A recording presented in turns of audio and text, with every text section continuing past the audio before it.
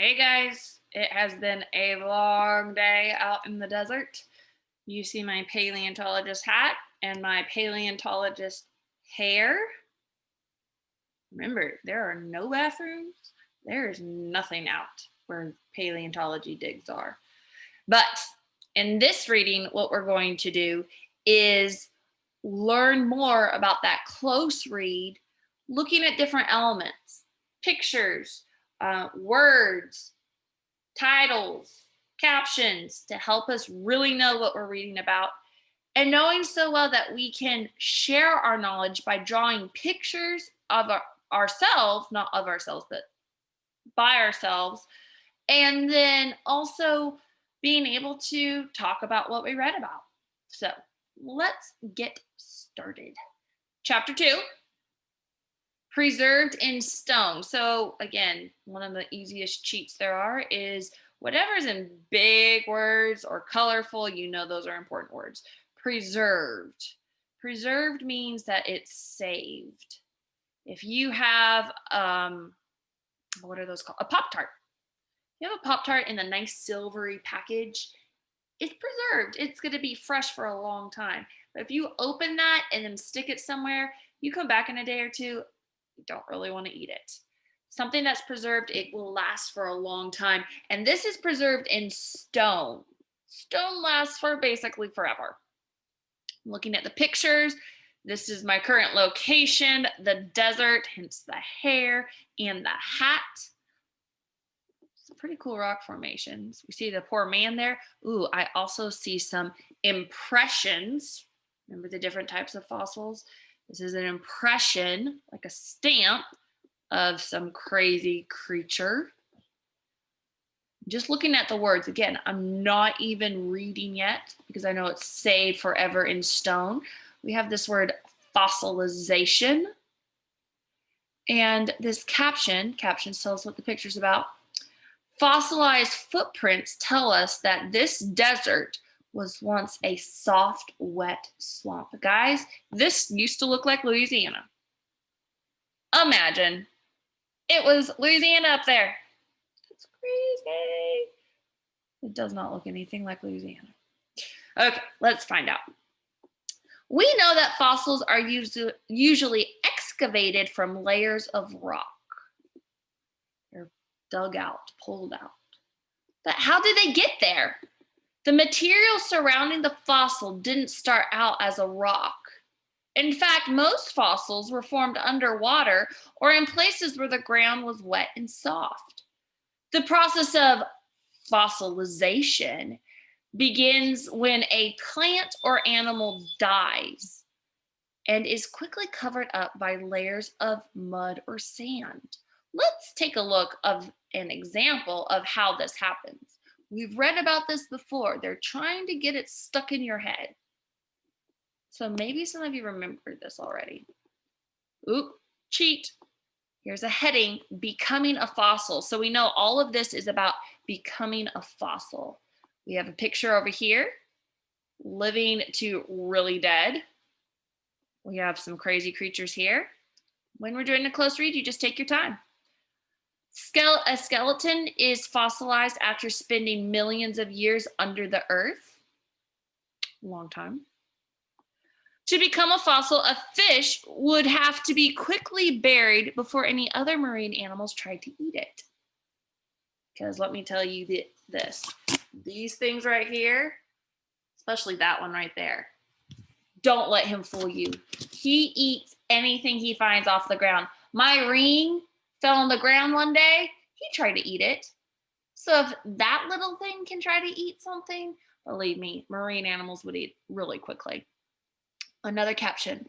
Some of today's deserts were once covered by oceans and lakes. Lots of scientists think that the whole earth at some time was covered with lots of water. Let's see how you become a fossil. Some 200 million years ago, a shallow ocean was covered in what is now California. Like, that's where movies are made and stuff. A fish living in the ocean died and sank to the bottom. Before another animal had a chance to eat it, the fish was covered by a thin layer of sand. It hid it. Over time, layers of sand and mud piled on top of the fish's body, burying it deep under the ocean floor.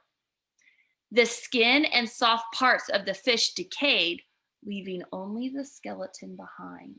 So anything that was soft and squishy was left behind or was destroyed. The bacteria would eat it. Or, yeah, because an animal wouldn't eat it. You're not going to become a fossil. Don't worry, but this is not about you. After millions of years, there were many, many layers of sand covering the fish. The pressure, how hard something is. I don't have a lot of pressure on his head, but if I had a lot of pressure, that would hurt him. I know I won't hurt you. The pressure from the upper layers was so great that the lower layers hardened into rock. So that's a lot to turn something into rock. I can't make a rock with my pressure. The bones of the fish were trapped inside of the rock.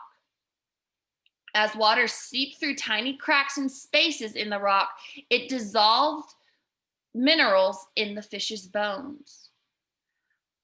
Other, harder minerals replaced them. The result was a petrified fossil on the fish's skeleton, or of the fish's skeleton. See how I read that? And I was like, that doesn't make sense. It can't be on it. Go back and reread it. So basically, the fish died. His body was buried quickly, and there was lots of pressure pushing it down. And our bones, I don't have any bones, but our bones have little teeny tiny holes. Let me see if I can do this. Give me 1 second. When we have microscopes, those scientific things that look really close,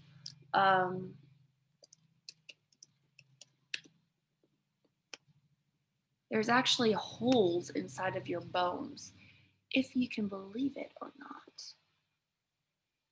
I mean, just look at it. It's crazy. So I just Googled close-up of bones and look at it. You see some of those big holes, but the bone structure all around it, there's lots of tiny holes in it. And so minerals, kind of like salt, different types of rocks and things, get stuck in it. So instead of it crumbling, it makes it super strong. And that's, oh wait, let me show you back to the picture. So that went into the bones, made it a little bit different. And then it kept on going harder, harder, harder until finally it became rock all around. And then layers came off and eventually it comes back to the top again. So it goes top, way down, well, top, and then lots of stuff goes on, lots of dirt and stuff goes on top of it. And then either people start digging or something makes it all wash away. And then you have that fossil back on top. So look carefully at these pictures. And I don't think, well, again, remember how we were writing and that helps us see things? Let's see if we can see the steps. First, there's a living fish, and then it died. That's the first step. You have to die to become a fossil. So that's why we don't like try to become fossils. Then, over time, that's a good time word, then layers of sand and mud piled on top of the fish's body. I'm underlining the important things to help me remember. Okay? This is a good way to make sure you really know what you're reading. Then, after there were many layers of sand covering the fish, the pressure from the upper layers was so great. Have you ever been in a water, like in a swimming pool, and if you go try to touch the bottom, the deep end, it hurts your ears? That's pressure. Layers of the upper layers were so heavy, it pushed down, so the lower layers turned into rock. Then, there's lots of thens. The poor bones were cracked, stopping the rock. The bones were trapped in the rock, and then there were these minerals So those are the 4 steps. The minerals dissolved into the fish's bones and it became petrified. Those are those 4 things. You're going to draw a picture based on the sentence that you're going to read and make sure you take your time.